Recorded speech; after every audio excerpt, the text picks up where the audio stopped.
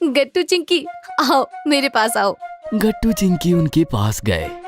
दीदी ने दोनों को हग किया और चूम लिया। तुम दोनों बहुत स्वीट हो। उन्होंने अपनी पर्स में से 2 बड़े बड़े चॉकलेट निकालकर गट्टू चिंकी को दिया। चॉकलेट पाकर गट्टू चिंकी का तो मूड बन गया। फ्रेंड्स? हाँ हाँ फ्रेंड्स। दीदी ने दोनों से हाथ मिला लिया और उनकी दोस्ती हो गई। डिनर करते हुए तो दीदी ने काफी खुलकर बातें की।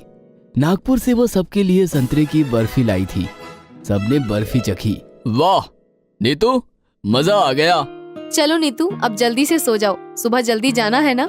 ये सुनकर गट्टू चिंकी नाराज हो गए। क्या कल आप जा रही हो?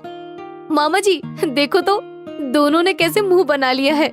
अरे मैंने बताया था ना तुम दोनों को, कल उसके एग्जाम है। एग्जाम के बाद वो फिर से आएगी और हम उसे कहीं नहीं जाने देंगे। वो कहेगी तो भी नहीं। ये बस बस, बहुत हुआ हंगामा। अब नीतू को सोने दो।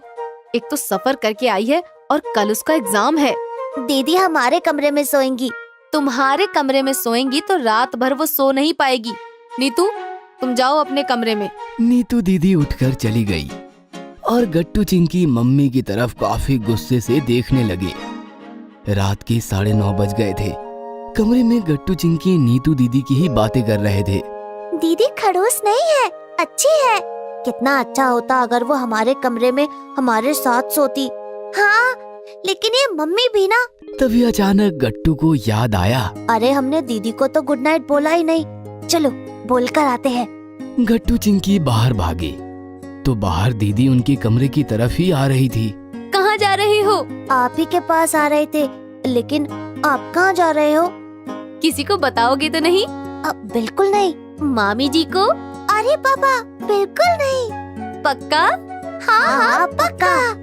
वो क्या है ना, मुझे तुम्हारे साथ तुम्हारे कमरे में सोना है।